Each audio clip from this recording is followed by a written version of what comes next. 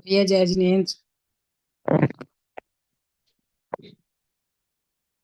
जय जिनेन्द्र।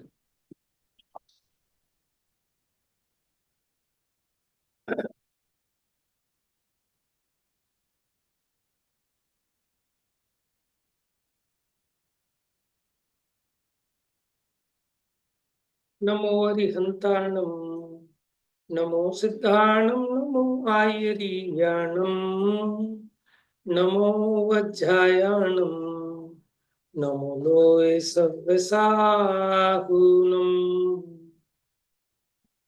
इंद सदवंदियाणं, तिहुवणिद मधुर विसदवाकाणम्, अन्तातीत गुणाणम्, नमो जिनाणं जित भवाणम्।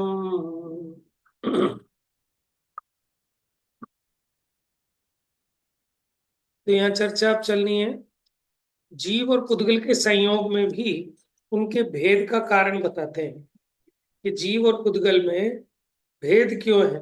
भले ही वो दोनों संयोग में हो लेकिन फिर भी उनमें भेद है, उसका कारण यहाँ बताते हैं। देखिए यही भेद ज्ञान करना है अपने को, क्योंकि शरीर संस्थान सहनन इन सब में अपने को ऐसा लगता है कि यही मैं हूं, ये मेरा स्वरूप है। तो गाथा 134 135।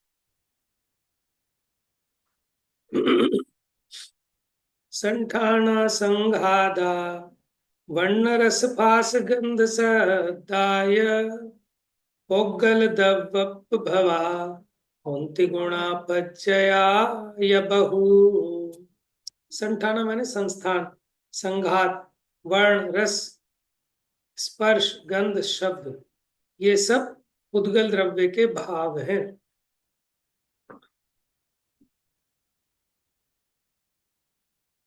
हैं? कौनती गुणा पज्जाय या बहु, ऐसे अनेक प्रकार की ये पुद्गल की पर्याय हैं। अरस, अरूवम, अगंधम, अवत्तम, यानी अरस, अरूप, अगंध, अव्यक्त, चेदना गुण वाला। और मसद्दम माने अशब्दम, शब्द से रहित, जान, कैसे जान, उस जीव को। अलिंग गहनम माने जिसका इंद्रियों के चिन्हों से ग्रहण नहीं होता, इसलिए कहा अलिंग ग्रहण। जीवम, अनिर्दिष्ट संठानम, अनिर्दिष्ट संस्थान वाला है, जिसका संस्थान नहीं कहा गया, ऐसा जीव है। पहली गाथा में उद्गल का और दूसरी गाथा में उससे भिन्न जीव का स्वरूप बता रहे हैं। हाँ जी, पढ़िए अन्वयार्थ। मैं पढ़ू भैया। पढ़िए पढ़िए।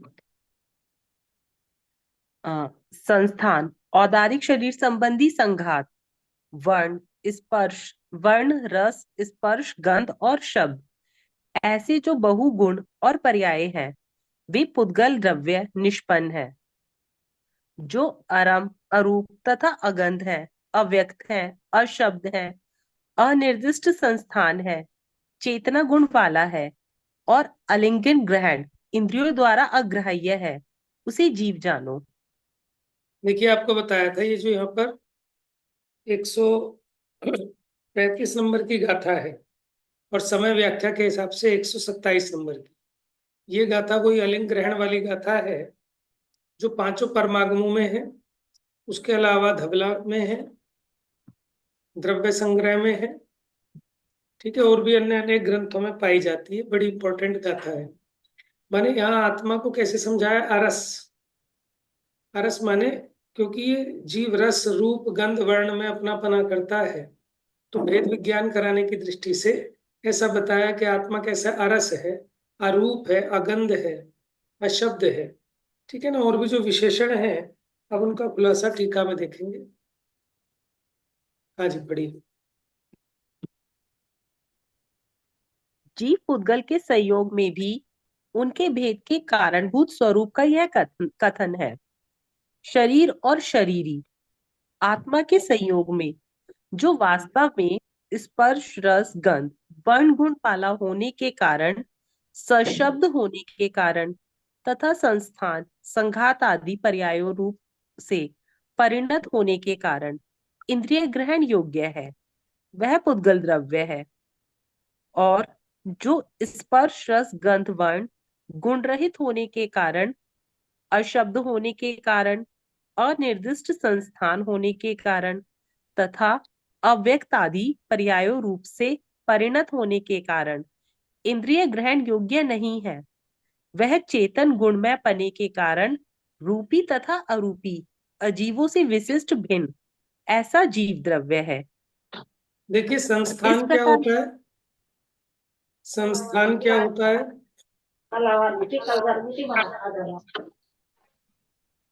शरीर कार होता है भैया। ठीक है, शरीर का जो आकार है उसे कहते हैं संस्थान। और संघात क्या होता है? जो जुड़ के मिलते हैं, जैसे ठीक है, मतलब पुद्गलों के जोड़। परमाणुओं में आपस में संघात होता है ना, तभी स्कंद की रचना होती है, तो इसको कहते हैं संघात। तो ये सब तो पुद्गल की पर्याय हैं। तो आत्मा तो इंद्रिय ग्रहण के योग्य नहीं है। पुद्गल को ही इंद्रियों के द्वारा ग्रहण किया जा सकता है, आत्मा को नहीं किया जा सकता। अब इतनी अपनी चर्चा कल हो गई थी। अब आज हमने देखनी है तात्पर्य वृत्ति टीका इन दो गाथाओं की, 134 135 की। उत्तानिका। अब संस्थान आदि पुद्गल की पर्याय जीव के साथ दूध और पानी की तरह रहती है, तथापि निश्चय से भी जीव स्वरूप नहीं है, ऐसा भेद ज्ञान दिखलाते हैं। तात्पर्य वृत्ति। सम चतुरस आदि 6 संस्थान, औदारिक आदि शरीर संबंधी 5 संघात, वर्ण रस स्पर्श गंध और शब्द, संस्थान आदि पुद्गल के विकार परिणाम से रहित होने के कारण, केवल ज्ञान आदि अनंत चतुष्टय सहित होने के कारण तथा परमात्म पदार्थ के निश्चय से भिन्नपने के कारण, ये सभी पुद्गल द्रव्य से उत्पन्न हुए परिणाम है। इनके मध्य में कौन गुण है, कौन पर्याय है, ऐसा प्रश्न होने पर प्रत्युत्तर कहते हैं, वर्ण रस स्पर्श गंध गुण है, संस्थान आदि पर्याय हैं, वे प्रत्येक अनेक भेद वाले हैं, ऐसा सूत्र का अभिप्राय है। इस प्रकार पुद्गल आदि 5 द्रव्यों के अजीवपने के कथन की मुख्यता से 3 गाथाओं द्वारा प्रथम स्थल पूर्ण हुआ। देखिए, तो समचतुर्सादी 6 संस्थान होते हैं। समचतुर्स तो होता है जिसमें शरीर का आकार प्रकार समानुपातिक हो, समान अनुपात में हो। फिर होता है एक न्योग्रोध परिमंडल संस्थान, कुब्जक संस्थान, स्वाति संस्थान, हुंडक संस्थान। 6 संस्थान है ना? एक में ऐसा है स्वाति संस्थान, यानी सांप की बांबी के समान। कैसी होती है सांप की बांबी? प्रवेश करने का रास्ता तो छोटा, और नीचे जाके सांप उसमें पूरा कुंडली मार के बैठ जाता है। तो जिसका शरीर का आकार ऊपर से तो दुबला पतला और नीचे से भारी हो जाता है, वो है स्वाति संस्थान। एक होता है न्योग्रोध परिमंडल संस्थान, जैसे वट का वृक्ष, नीचे से पतला और ऊपर उसका विस्तार बहुत है, ऐसा जिसका शरीर है वो न्योग्रोध परिमंडल संस्थान है। फिर है वामन संस्थान, बोना। ठीक है, कुब्जक संस्थान, जिसका कूब निकला। फिर है हुंडक। हुंडक संस्थान माने जिसका पूरा शरीर आड़ा टेढ़ा तिरछा होता है, वो है हुंडक संस्थान। अब ये संस्थान अपने ना 6 पाए जा सकते हैं अभी भी, माने जिनका शरीर का आकार प्रकार ठीक है, तो वो समचतुर संस्थान है। ज्यादातर मुझे लगता है कि हम सभी समचतुर संस्थान के ही होंगे, क्योंकि न्योग्रोथ परिमंडल संस्थान तो उनके देखा जाता है जो ये होते हैं ना रेसलर इस टाइप के, शरीर नीचे से दुबला और ऊपर से बड़ा हैवी शरीर, तो ये हो गया न्योग्रोथ परिमंडल संस्थान। स्वाति संस्थान, ऊपर से दुबले पतले, नीचे से बहुत भारी शरीर। वामन तो आप समझते हैं, बोने सर्कस वगैरह में होते हैं उनके, वामन संस्थान। कुब्जक, जिनका कूब निकला हो, वो भी थोड़े ही होते हैं। और हुंडक संस्थान, शरीर के सारे आकार टेढ़ा मेढ़ा होता है, नरकों में पाया जाता है हुंडक संस्थान।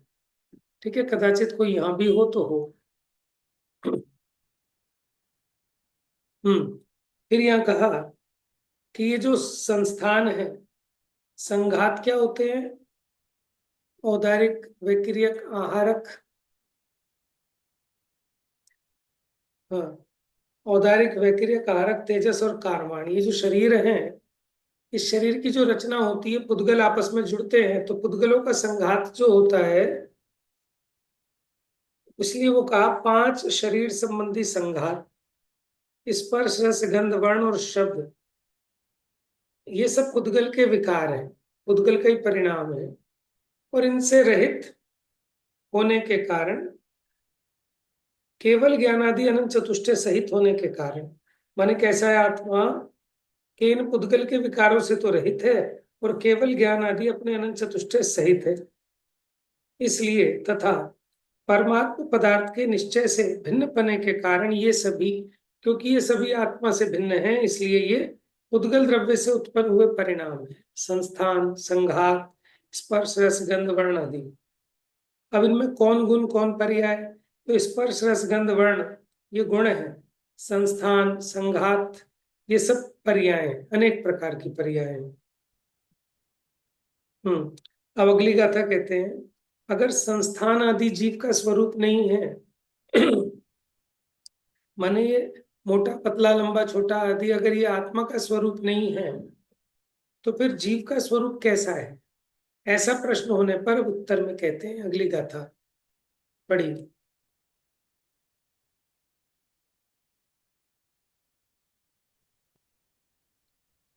रस गुण सहित पुद्गल द्रव्य रूप जीव नहीं है, अथवा रस गुण मात्र जीव नहीं है।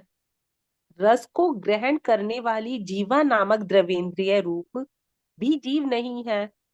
उसी की जीवा इंद्रिय के साधन द्वारा पर का या निज का रस की तरह ज्ञान नहीं होता है। निश्चय से स्वयं द्रव्य इंद्रिय से रस ग्रहण नहीं होता है। निश्चय से जो ग्राहक नहीं है, ऐसा सर्वत्र संबंध लगा लेना चाहिए। इसी प्रकार रसास्वाद को जानने वाली शायोपशमिक जो भावेंद्रिय है, उस रूप जीव नहीं है। उसी भाव उसी भावेंद्रिय के साधन द्वारा पर का या अपना रसपने का ज्ञान नहीं होता। पुनः उस ही भावेंद्रिय के द्वारा रस का ज्ञान नहीं होता है। उसी प्रकार समस्त का ग्राहक एक अखंड प्रतिभा समय जो केवल ज्ञान है, उस रूपपने के कारण पूर्वोक्त रसास्वाद करने वाली जो भावेंद्रिय है, उसके कारण रूप से उत्पन्न जो कार्य रूप रस के ज्ञान मात्र खंड ज्ञान है, उस रूप जीव नहीं होता है। और उसी प्रकार जीव रस को जानता है, परंतु रस रूप से तन्मय नहीं होता, इसलिए जीव अरस है। देखो, पहले बोल को समझाने के लिए इतना विस्तार किया कि आत्मा अरस क्यों है। अरस माने रस रहित है। क्यों? क्योंकि रस तो पुद्गल में पाया जाता है। पहला देखो, ऐसे ही ना समय सार जी की 49वीं गाथा है, यही सेम, वहां भी 6 बोल मैंने उनके भेद कर करके बताए कि आत्मा अरस क्यों है। अब देखो यहाँ, रस गुण सहित पुद्गल द्रव्य रूप जीव नहीं है। ये रस किसका गुण है? पुद्गल द्रव्य का। ठीक है ना? क्योंकि रस तो पुद्गल में पाया जाता है, तो पुद्गल द्रव्य का गुण है, और आत्मा पुद्गल द्रव्य रूप नहीं है। तो पुद्गल द्रव्य का जो गुण है, उस रूप भी नहीं हो सकता आत्मा, इसलिए आत्मा अरस है। दूसरा, पहला तो बताया आत्मा पुद्गल द्रव्य रूप नहीं है, इसलिए अरस है, क्योंकि वो तो पुद्गल द्रव्य का गुण है, रस। दूसरा क्या कहते हैं? आत्मा रस गुण रूप नहीं है, इसलिए आत्मा अरस है। दोनों बोलों में अंतर समझ में आया? माने मैं एक तो पुद्गल रूप नहीं हूं। अगर मैं पुद्गल होता तो मुझ में रस पाया जाता, लेकिन मैं पुद्गल द्रव्य से भिन्न हूं, और रस गुण तो पुद्गल में पाया जाता है। क्योंकि जब मैं पुद्गल द्रव्य से भिन्न हूं, तो मेरे में रस कैसे पाया जाएगा? इसलिए मैं अरस हूं। पहला बोल द्रव्य की मुख्यता से था। दूसरा देखो गुण की मुख्यता से, कि जो मैं रसगुण रूप होता तो आप कह सकते थे कि मैं रसवान हूं, लेकिन रसगुण रूप मैं तो नहीं हूं, इसलिए मैं अरस हूं। तीसरा पॉइंट, रस को ग्रहण करने वाली ये जो रसना इंद्रिय, जिह्वा इंद्रिय है, ठीक है, ये जो पुद्गल की है, इस इंद्रिय रूप भी मैं नहीं हूं। ठीक है ना, रस को ग्रहण करने वाली जिव्या नामक ये द्रव्य इंद्रिय माने पुद्गल की रचना जो है, उस रूप भी मैं नहीं हूं। ठीक है, इसलिए अरस हूं। ठीक है, रस को कौन ग्रहण करती है? ये जिव्या इंद्रिय। तो मैं जिव्या इंद्रिय तो द्रव्य इंद्रिय है, पुद्गल की रचना, इस रूप मैं नहीं हूं, इसलिए अरस हूं। और देखो, और उस ही जिव्या इंद्रिय के साधन द्वारा, माने वो जिव्या इंद्रिय के द्वारा पर का या निज का रस की तरह ज्ञान नहीं होता है। उस ही जिव्या इंद्रिय के साधन द्वारा पर का या निज का रस की तरह ज्ञान नहीं होता। माने वो सिर्फ रस को तो जानती है, जिव्या इंद्रिय रस के जानने में तो निमित्त है, लेकिन निज और पर के जानने में निमित्त नहीं है। वो रस के अलावा और कुछ तो जान नहीं सकती, अपने पराया का उसको विवेक नहीं हो सकता। तो निश्चय से स्वयं द्रव्य इंद्रिय से रस ग्रहण नहीं होता। और देखो, अकेली ये जो जीव है ना, द्रव्य इंद्रिय, ये तो रस का ग्रहण कर ही नहीं सकती। माने रस को ये जिव्या इंद्रिय नहीं जानती, जानता तो आत्मा ही है, लेकिन इसके माध्यम से जानता है। तो ये जो रसना इंद्रिय है, ये स्वयं से ही रस को ग्रहण नहीं कर सकती। निश्चय से स्वयं, निश्चय से स्वयं द्रव्य इंद्रिय से रस ग्रहण नहीं होता है। निश्चय से जो ग्राहक नहीं है, ग्राहक का मतलब है जानने वाला, और ग्रहण मतलब जानना। ठीक है, यहाँ ग्राह्य ग्राहक जानने के संबंध में लेना। तो निश्चय से जो ग्राहक नहीं है, ग्राहक माने ग्रहण करने वाला नहीं है, ऐसा सर्वत्र संबंध लगा लेना चाहिए।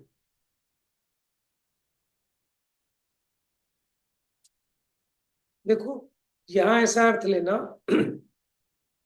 कि आत्मा जो जानता है ना, अपने ज्ञान से जानता है। वास्तव में तो जो रस को भी जानता है, वो द्रव्य इंद्रिय से नहीं जानता, अपने ज्ञान से जानता है। अगर द्रव्य इंद्रिय से जानता होता या द्रव्य इंद्रिय जानती होती तो मुर्दे को भी जानना चाहिए। ठीक है, और जिनके रसना इंद्रिय है ही नहीं, ऐसे केवली भगवान भी जानते हैं रस का ज्ञान। तो ये द्रव्य, वो कहते हैं कि नशा शराब में होता तो नाचती बोतल। नशा तो जीव को जीव चढ़ाता है, शराब में थोड़े ना नशा होता है। तो उसी बराबर, तरह से ही तो ये बात आपने होती है ना एग्जाम्पल ये दिया। कि हाँ, कर रही है, वो तो उसके अंदर जीव है, बराबर, जीव रहा है। सही है, आपने एग्जाम्पल बहुत गहरा दिया कि नशा शराब में नहीं होता। अगर शराब में नशा होता तो बोतल को भी नशा चढ़ना चाहिए था। ये तो जीव ही अपने आप नशे रूप परिणमित होता है। तो रसना इंद्रिय ही जनाती होती तो मुर्दे को भी जानने में आना चाहिए था, लेकिन ये जानने की शक्ति तो जीव में है। हम्म।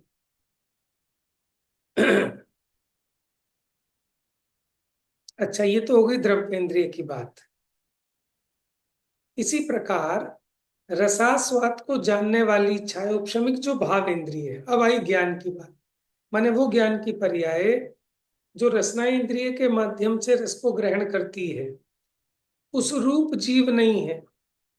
माने भाव इंद्रिय से भी भेद विज्ञान करा रहे हैं, क्योंकि ये मेरा स्वरूप नहीं है, ये अधूरा है, ये पराधीन है। मेरा स्वरूप ऐसा नहीं, मेरा स्वरूप तो ऐसा है बिना इंद्रियों की हेल्प के, साक्षात प्रत्यक्ष आत्मा से जानू ऐसा केवल ज्ञान, वो मेरा स्वभाव है। तो रस को जानने वाली छायोपशमिक जो भाव इंद्रिय, छायोपशमिक माने थोड़ा सा ज्ञानावरणी का तत्संबंधी उघाड़ हुआ, तो इन इंद्रियों के माध्यम से मुझे रसना आदि का ज्ञान होता है, तो वो भी मेरा स्वरूप नहीं है। और उतने ही मात्र जीव नहीं है, उसी भावेंद्रिय के साधन द्वारा पर का या अपना रस पने का ज्ञान नहीं होता है। पुनः उसी ही भावेंद्रिय के द्वारा रस का ज्ञान नहीं होता है। देखो, ऐसा भी नहीं है कि जिनके भावेंद्रिय नहीं है उनको क्या रस का ज्ञान नहीं होता। जैसे केवली भगवान, उनके भावेंद्रिय नहीं है। हम जो छद्मस्त है ना, तो हम इंद्रियों के माध्यम से जो हमारा ज्ञान, क्षयोक्षम ज्ञान प्रवर्तता है, उसको कहते हैं भावेंद्रिय। तो केवल उस ही भावेंद्रिय के द्वारा रस का ज्ञान नहीं होता है। उसी प्रकार समस्त का ग्राहक एक अखंड प्रतिभासमय, ये प्रतिभा समय नहीं है, प्रतिभासमय, जो केवल ज्ञान है। कैसा है? माने इसमें सब कुछ प्रतिभासित होता है, इसलिए केवल ज्ञान कैसा है? प्रतिभासमय। उस रूप पने के कारण, देखो, मेरा स्वरूप ऐसा नहीं है कि मैं खंड खंड होकर जानूं। मेरा स्वरूप तो ऐसा है कि मैं स्पर्श, रस, गंध, वर्ण आदि और भी जो कुछ विषय हैं, उन सबको एक साथ अखंड प्रतिभास रूप से जानूं, ऐसा जो केवल ज्ञान है। उस रूप पने के कारण, क्योंकि मेरा रूप तो ऐसा केवल ज्ञान रूप है, इसलिए पूर्वोक्त रसास्वाद करने वाली जो भाव इंद्रियां हैं, उसके कारण रूप से उत्पन्न जो कार्य रूप रस के ज्ञान मात्र खंड ज्ञान है, माने भावेंद्रियां कारण। हाँ, तो उस रूप पने के कारण पूर्वोक्त रसास्वाद करने वाली जो भावेंद्रियां है, माने वो रस का स्वाद जानने वाली, उसके कारण रूप से उत्पन्न जो कार्य रूप रस के ज्ञान मात्र खंड ज्ञान है, उस रूप नहीं होता है और उसी प्रकार रस को जानता है।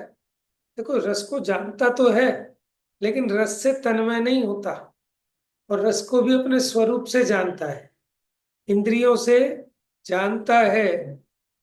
ये उपचार का कथन है, क्योंकि इंद्रियां तो जड़ है, इनसे कैसे जानेगा? जानता तो अपने ज्ञान से, लेकिन वो जो क्षयोक्षमिक ज्ञान है, खंड खंड ज्ञान, वो भी उपादेय नहीं है, अपना स्वरूप नहीं है। तो रस को जानता है भैया अपने ज्ञान से। भैया इसमें एक बात और भी तो है, इंद्रियों से नहीं जानता इसकी। जो इसकी सिद्धि एक तरह से और से होती है कि जैसे मान लो मेरे मुंह में रखा भी है रसगुल्ला, और मेरी इंद्रियां ठीक भी हैं, किंतु मेरा उपयोग कहीं और चला गया, बहुत बढ़िया। तो ध्यान उसको आता ध्यान ही नहीं होता। आपने खा तो लिया, सब उसका पता ही नहीं चलता, अरे मैंने लड्डू कब खाया। क्या आपका ध्यान तो बातों में था तो पता ही नहीं चला। इससे बराबर। भी ये सिद्धि हो जाती कि भाई बहुत इंद्रियों बढ़िया। से नहीं जानता, ज्ञान से ही है। तो रस रस को जानता हूं, लेकिन रस से तन्मय नहीं होता, इसलिए जीव आरस है। जैसे अब रस पे बताए ना, ऐसे ही सब पे घटित होंगे, रूप पर भी, गंध पर भी, शब्द पर भी। ठीक है, लेकिन इसका विस्तार इस तरह से वर्णन भी यहाँ तो ज्यादा नहीं किया।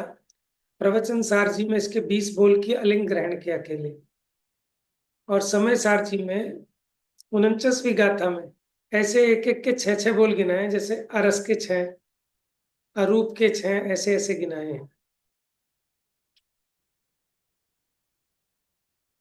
और प्रवचन सार जी में 20 बोल गिनाए हैं। तो अलिंग ग्रहण के गिनाए हैं बस, बाकी सबका विस्तार नहीं किया आरस अरूप का। लेकिन वहां एक अलिंग ग्रहण के बोल का विस्तार करने के लिए 20 बोल बताए उसके, कि मैं लिंगों के द्वारा जानता नहीं, लिंगों से जानने में आता नहीं, लिंग का माने अनुमाता नहीं, अनुमेय नहीं, अनुमान का विषय नहीं। ठीक है ना? इस प्रकार से 20 बोल गिनाए अलिंग ग्रहण के, माने लिंग के द्वारा जिसका ग्रहण नहीं होता। पहले में लिंग का अर्थ किया इंद्रिय, इंद्रिय से जानता नहीं, इंद्रिय से जानने में आता नहीं। फिर द्रव्य इंद्रिय का भी लगा लिया, भाव इंद्रिय का भी लगा लिया, इंद्रिय के विषय भी लगा लिए। फिर लिंग का अर्थ होता है अनुमान, लिंग से लिंगी का ज्ञान होना, वो अनुमान ज्ञान है। ठीक है ना? तो आत्मा अनुमान का विषय नहीं है, इसलिए जानता नहीं, अनुमान से जानने में आता नहीं। ज्ञेय ज्ञायक दोनों है ना, इसमें जानने में भी आता है और जानता भी है। लेकिन लिंगों से ना तो जानता है और ना लिंगों से जानने में आता है। एक जगह लिंग का अर्थ इंद्रिय किया, एक जगह क्षम ज्ञान किया, एक जगह अनुमान किया, एक जगह द्रव्य किया, एक जगह गुण किया, एक जगह पर्याय किया। ऐसे ऐसे उसमें 20 बोल बनाए हैं। और एक जगह जो है महनाकार भी तो किया है, महनाकार। हाँ, महनाकार माने जो पुरुष का लिंग है उसके आकार रूप आत्मा नहीं है, इसलिए अलिंग ग्रहण। पढ़िए नीचे वाला पैराग्राफ। भैया एक बात और शेयर करूं जी। इससे। अभी आपने कुब्जक संस्थान की बात करी थी ना, कुब्जक संस्थान की, तो आजकल सुदीप जी है ना, वो पढ़ा रहे हैं प्राकृत भाषा। तो वो मैं थोड़ा सा देख रही थी, तो उसमें एक ऐसे आया था कुब्जे खह। एक ऐसे उन्होंने प्राकृत सिखा रहे थे, कुब्जे कहा तो वो कैसे प्राकृत में कैसे लिखा जाएगा।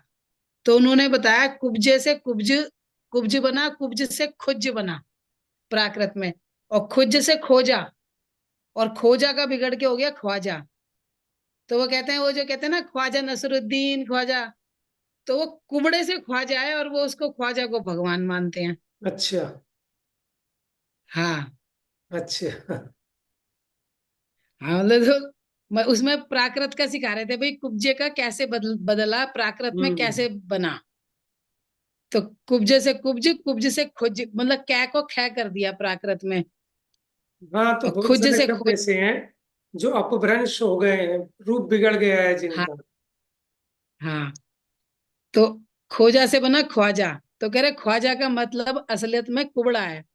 क्योंकि मुसलमान लोग जो होते हैं वो अधिकतर उनके अंदर शारीरिक विकृतियां बहुत होती हैं, क्योंकि वो सेम उसमें शादी कर लेते हैं ना, गोत्र में सेम उसमें ही कर लेते हैं। वो सिर्फ माँ का दूध बचाते हैं, वो बाप का वो नहीं बचाते। जैसे हमारे यहाँ तो सब चीज देखी जाती है। तो वो बता रहे थे कि ये वाली बात सिर्फ इसलिए नहीं है कि मतलब कि अपने उसमें शादी मत करो पाप हो जाएगा, पाप वाप कुछ नहीं है। उससे शरीर में विसंगतियां आ जाती हैं, वो जो जीन्स वगैरह होते हैं वो गड़बड़ हो हम्म। जाते हैं। हाँ, ये तो तो इसलिए साइंस, आप देखो। ये तो साइंस ने भी प्रूव किया है। जी। इस बारे में रिसर्च भी हुई है कि हाँ। इसीलिए तो यही, प्रेम गोत्र में विवाह आदि नहीं होते हैं। तो वो ये बता रहे थे कि इसलिए नहीं होते क्योंकि शरीर में बहुत विसंगतियां आ जाती हैं, बहुत बीमारियां आ जाती हैं। तो मुसलमान अधिकतर बीमार बहुत पाए जाते हैं इसीलिए। तो अधिकतर मुसलमानों में ये कुबड़े बोने उसमें होते हैं। तो ये ख्वाजा का मतलब कुबड़ा होता है, और लोग कहते हैं ख्वाजा मतलब जैसे भगवान। ठीक तो बात। मतलब ये भी एक कैसी कैसी बात सुनने हम्म। में आती है। जी। तो कुब्जक के ऊपर याद आ गई मुझे, इसलिए ठीक मैंने ठीक शेयर ठीक। कर दी थी। ठीक है, अच्छी बात है। चलिए पढ़िए सेकंड पैराग्राफ। इस प्रकार से। इस प्रकार से यथासंभव रूप गंध शब्द के विषय में तथा उसी से ग्रहण करके स्पर्श के विषय में घटित करना चाहिए। जिस अब देखिए, प्रकार ये स्पर्श रस गंध वर्ण पर तो ऐसे ही घटित हो जाएगा, शब्द पर भी। अब बोल चलता है अव्यक्त का। ठीक है। अव्यक्त मैंने, एक होता है प्रकट और अव्यक्त मैंने अप्रकट। तो जीव को अव्यक्त क्यों कह रहे हैं? क्योंकि व्यक्त से भिन्न है। तो व्यक्त किसको कहा? कि क्रोधादि कषाय चक्र, मिथ्यात्व रागादि रूप परिणत मन, निर्बल स्वरूप की उपलब्धि रहित जीवों को प्रकट होता है। जिस प्रकार क्रोधादि कषाय चक्र, मिथ्यात्व रागादि रूप परिणत मन, अच्छा, माने कषाय आदि रूप जो परिणत मन है वो किनको होता है? निर्बल स्वरूप की उपलब्धि से रहित जीवों को होता है। उस प्रकार परमात्मा प्रकट नहीं होता, इसलिए जीव अव्यक्त है। इन्होंने कहा, इसके भी बोल ऐसे लिए कि जो छह द्रव्यों के समुदाय रूप लोक है वो ज्ञेय है, वो तो प्रकट है। लेकिन आत्मा उस लोक से भिन्न है, इसलिए अप्रकट है, अव्यक्त है। फिर उन्होंने कहा कि जो कषाय हैं ये तो प्रकट है, व्यक्त है, पर इन कषाय से भिन्न है आत्मा, इसलिए अव्यक्त है। ऐसी छह उपशम ज्ञान, उससे आत्मा को भिन्न बताया तो अव्यक्त कहा। इस प्रकार, ठीक है, तो अव्यक्त में कषाय से भिन्न बताया इसलिए अव्यक्त। अब है अनिर्दिष्ट संठान, अनिर्दिष्ट संस्थान, वृत्त, चतुरस्र आदि समस्त संस्थान से रहित। वृत्त माने गोल, चतुरस माने चकोर, ऐसे संस्थान, ये पुद्गल का ही स्वरूप होता है ना। इनसे रहित अखंड एक प्रतिभासमय परमात्म स्वरूप होने से पौद्गलिक कर्मोदय जनित जो सम चतुर्सादि 6 संस्थान है उनसे रहित होने के कारण जीव असंस्थान वाला है, अलिंग गहन। यद्यपि अनुमान से, लक्षण से, परोक्ष ज्ञान से, व्यवहार से धुएं से अग्नि की तरह अशुद्धात्मा जाना जाता है। अनुमान से, जैसे धुएं को देखकर अग्नि का अनुमान लगता है, उसी प्रकार परोक्ष ज्ञान से, व्यवहार से अशुद्ध आत्मा जाना जाता है। तथापि रागादि विकल्प रहित स्वसंवेदन ज्ञान से उत्पन्न परमानंद रूप अनाकुल पने में स्थित वास्तव में सुखामृत जल से पूर्ण कलश के समान सभी प्रदेशों में भरिता अवस्था वाले परम योगियों के जिस प्रकार शुद्धात्मा प्रत्यक्ष होता है, उस प्रकार दूसरों के प्रत्यक्ष नहीं होता। आप किसी दूसरे को, ऐसे आत्मा को प्रत्यक्ष नहीं जान सकते। जैसे योगी स्वसंवेदन ज्ञान में अपने आत्मा को ग्रहण करते हैं, उस प्रकार आप दूसरे के आत्मा को इस प्रकार उस अनुमान से, चिन्हों से नहीं जान सकते। इसलिए आत्मा अलिंग ग्राही है। अब इसमें श्लोक है, उसकी चर्चा हम आगे कल बढ़ाएंगे। ये चलो 2 लाइन और है, पढ़ देते हैं। जो समस्त चर अचर विविध प्रकार के द्रव्य हैं, उनके गुण पर्यायों को भी भूत, भविष्य और वर्तमान सबको सदा सर्वदा युगपत प्रतिभासमय जानता है, उसे सर्वज्ञ कहते हैं। ऐसे सर्वज्ञ जिनेश्वर महावीर के लिए नमस्कार है। इस प्रकार छंद भैया जी प्रतिभास में प्रति समय, है जी, प्रति समय लिखा, प्रतिभास में बोल गए थे आप गलती ओके से। Okay okay sorry. ऐसे सर्वज्ञ जिनेश्वर महावीर के लिए नमस्कार है। मैंने उनके केवल ज्ञान को बताया, वो बिना इंद्रियों के अपने केवल ज्ञान में युगपत समस्त पदार्थों को जानते हैं। इस प्रकार छंद कथित लक्षण से केवल ज्ञान नाम से शुद्ध चेतना गुण से युक्त होने के कारण जो चेतना गुण है, हे शिष्य, उस ही गुण विशिष्ट शुद्ध जीव पदार्थ को जानो, ऐसा भावार्थ है। माने जीव, ये कहा था ना, जान अलिंग गहन, तो उस ऐसे जीव को आप जानो। इस प्रकार भेद भावना के लिए सर्व प्रकार से उपादेय शुद्ध जीव कथन रूप से एक सूत्र द्वारा दूसरा स्थल पूरा हुआ, ऐसा। हाँ, बस अब अगली गाथाओं की चर्चा कल करेंगे। आज अपनी 134 135 हुई है। चलिए, जावाणी के ज्ञान से सूझे लोकालोक, सो वाणी मस्तक नमो सदा देता हूँ धो।